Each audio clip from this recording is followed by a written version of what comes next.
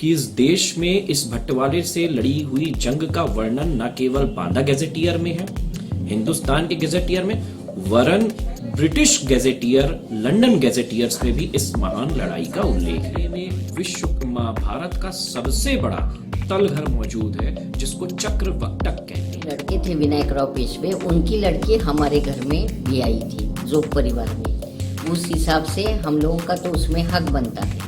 कोई भी भवन, कोई भी बिल्डिंग जो 100 वर्ष से अधिक की पुरानी है वो आर्कियोलॉजिकल एक्ट में, हेरिटेज एक्ट में आती है।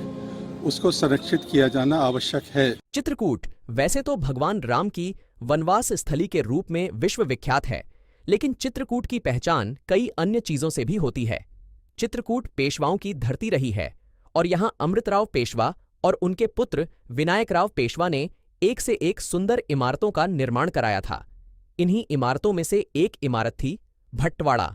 किसी जमाने में बेहद महत्वपूर्ण घटनाओं की गवाह रही यह इमारत आज अपनी दुर्दशा पर आंसू बहा रही है और प्रशासन इस इमारत को जमींदोज करने पर आमदा है।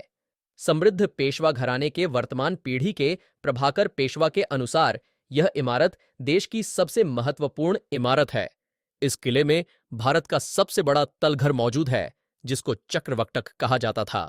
यह चक्रवक्टक 3 मंजिला 67 कमरों से बना हुआ एक अष्टकोणीय महल है जो 5000 से भी ज्यादा क्रांतिकारियों को 6 महीने रखने के हिसाब से बनाया गया था। इस किले में विश्व भारत का सबसे बड़ा तलघर मौजूद है जिसको चक्रवक्टक कहते हैं। ये चक्रवक्टक 3 मंजिला 67 कमरों से बना हुआ एक अष्टकोणीय महल है जो 5000 से भी ज्यादा क्रांतिकारियों को 6 महीने रखने के हिसाब से बनाया गया था। जब कानपुर का युद्ध नाना साहब हार गए तो वो इसी महल में नेपाल जाने से पहले 6 महीने के लिए रुके थे और इसी महल के चक्रवक्टक को बचाने के लिए 5000 योद्धाओं ने अपना बलिदान दिया था। इस धरोहर की पूर्वी दिशा में जो महल है उसे रानी महल कहते हैं। रानी महल का नाम इसलिए पड़ा क्योंकि झांसी की रानी को शादी के दौरान यह महल दहेज में उनके भाई श्रीमंत नारायण राव पेशवा ने दिया था। जो पूर्वी दिशा में महल है उसे रानी महल कहते हैं।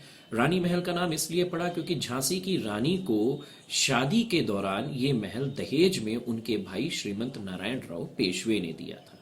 इसके बाद और राधा गोविंद कानिकुब्जे का एक महल है जो कामदार थे इस पूरी तरहुआ स्टेट के। वो और उनके 5 भाई उसे हमारे मराठा साम्राज्य के दूसरे पेशवे कवि कलश के वंश प्रतिनिधि थे, उनका एक महल बना हुआ और ये 5 भाई युद्ध लड़ते हुए इसी महल को बचाते मारे गए थे। अगर इस इमारत के इतिहास और प्राचीनता की बात की जाए, 1727 में जब बुंदेलखंड पेशवाओं के हाथ में महाराजा छत्रसाल से मिला तो इस चित्रकूट को बचाने के लिए, क्योंकि ये एक धर्म स्थान था, मराठों की एक हुजूरात लश्कर यहाँ पे केंद्र में यहाँ पे रखा गया।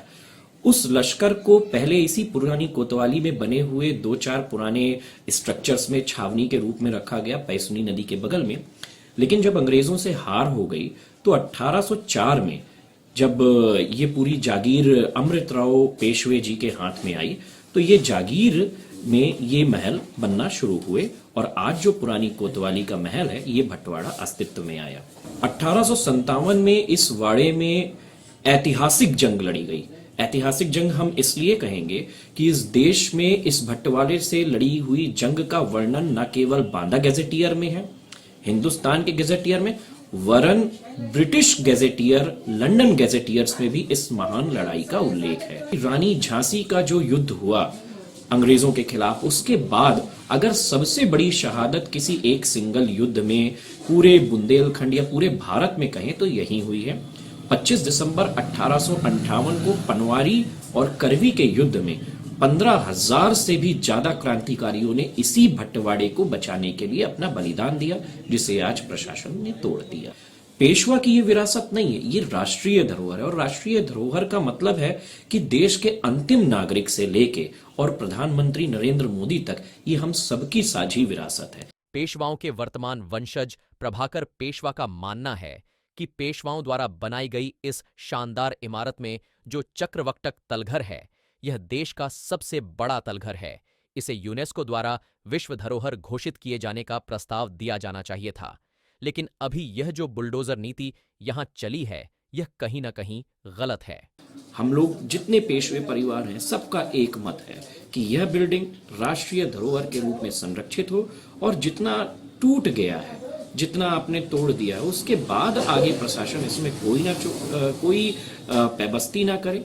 जिन लोगों को आपने हटाया है उनको जगह दी जाए और जितना स्थल बचा हुआ है वो स्थल धार्मिक रूप से इस पेशवे परंपरा की चल रही अंतिम विरासत रामलीला को प्रदत्त की जाए। यहाँ विश्व का सबसे बड़ा रामलीला मंचन स्थल बने और ये बताया जाए कि भगवान राम ने जिस तरह से दुष्टों का संहार किया है, किसी जमाने में सनातनी पेशवे योद्धाओं ने इस देश के ऊपर हमला करने वाले लोगों को करवी की जनता के साथ मिलकर उन लोगों को रोकने का, उन रावणों को रोकने का प्रयास किया। प्रशासन के इस अदूरदर्शी और गैर जिम्मेदाराना रवैये को लेकर जहां इस इमारत में रहने वाले लोग आक्रोशित हैं, वहीं जिले के जिम्मेदार अधिवक्ता इलाहाबाद हाईकोर्ट में जनहित याचिका दायर करने की तैयारी कर रहे हैं। जिले के वरिष्ठ अधिवक्ता रविंद्र कुमार श्रीवास्तव का कहना है कि जिस तरीके से प्रशासन ने अपने निहित स्वार्थों के चलते इस अति महत्वपूर्ण ऐतिहासिक धरोहर के साथ छेड़छाड़ की है, वह एक गंभीर अपराध है। Archaeological survey of India act के अनुसार किसी भी इमारत को तनिक भी नहीं छेड़ा जाना चाहिए। प्रशासन का यह कृत्य कहीं न कहीं उसकी नियति पर प्रश्न खड़ा कर रहा है। ये 1000 वर्ष से अधिक पुराना स्ट्रक्चर है और ASI का जो लॉ है इसको MSR एक्ट कहते हैं, ancient monument and archaeological sites and remains sites act 1958। इसके सेक्शन 2A के अनुसार कोई भी भवन, कोई भी बिल्डिंग जो 100 वर्ष से अधिक की पुरानी है वो आर्कियोलॉजिकल एक्ट में, हेरिटेज एक्ट में आती है। उसको संरक्षित किया जाना आवश्यक है हर हालत में। केवल बिल्डिंग ही नहीं बल्कि उसके 100 मीटर और 100 मीटर के आगे, 200 मीटर के आगे दायरे का जो क्षेत्र होता है वो भी उसके अंतर्गत आता है। और इसके अंदर किसी भी प्रकार की कोई तोड़ फोड़, कुछ तोड़ना, कुछ उसको हटाना, यहाँ तक कि एक ईंट या कुछ भी हटाना, ये गैर कानूनी होता है बिना सेंट्रल गवर्नमेंट की या स्टेट गवर्नमेंट की परमिशन के बिना। लेकिन यहाँ पर जो मुझे दिखाई दे रहा है, जो मुझे मालूम पड़ा है पूरा, कि इसमें से कुछ भी नहीं किया गया, ना तो कोई परमिशन ली गई है, न इसकी घोषणा की गई है एक्ट के अकॉर्डिंगली, और ना ही ये पब्लिक को बताया गया है कि उसकी तोड़ने का उद्देश्य है क्या, आखिर क्यों तोड़ा जा रहा है। आखिर ये पूरी तरह से गैर कानूनी है, लॉ का उल्लंघन है, नियमों का उल्लंघन है।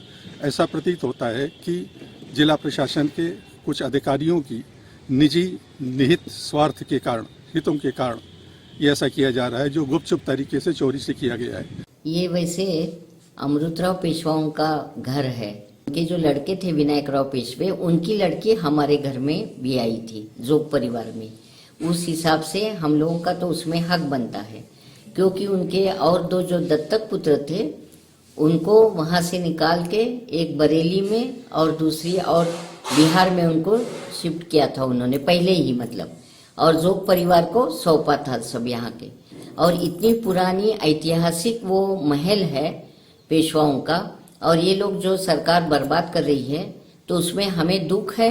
और हम ये सोच रहे हैं कि उसको फिर उसी तरह संरक्षित करें और पुरानी जो धरोहर है उसकी शिनाख्त बनी रहे और लोगों को इतिहास का पता चले। इस ऐतिहासिक इमारत को गिराने के लिए जिम्मेदार चित्रकूट की नगर पालिका परिषद के अधिशासी अधिकारी लालजी यादव से जब पूछा गया कि इमारत के ध्वस्तीकरण के पीछे क्या उद्देश्य है और जिले के जिम्मेदार अधिकारी और नगर पालिका पेशवाओं की इस ऐतिहासिक निशानी को ध्वस्त कर इस भूमि का क्या उपयोग करना चाहती है, तो उन्होंने गोलमोल जवाब देकर अपने कर्तव्य की इतिश्री कर ली। ये पुरानी कोतवाली, इसकी जो भवन है जिसमें अवैध कब्जा धारक है, इसको पालिका एवं जिला प्रशासन द्वारा मुक्त करा दिया गया है। और इस पुरानी कोतवाली की जो ऐतिहासिक जो विरासत है, जो सांस्कृतिक धरोहर हमारी है, इसको यथावत बनाए रखा जाएगा।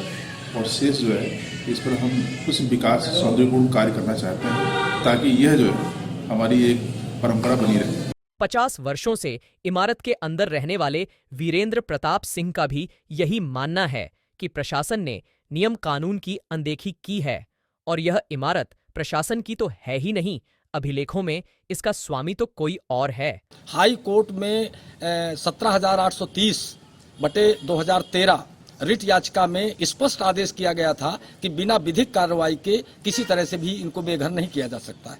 जनवरी 23 में मुनादी की गई कि इस भवन को खाली कर दिया जाए।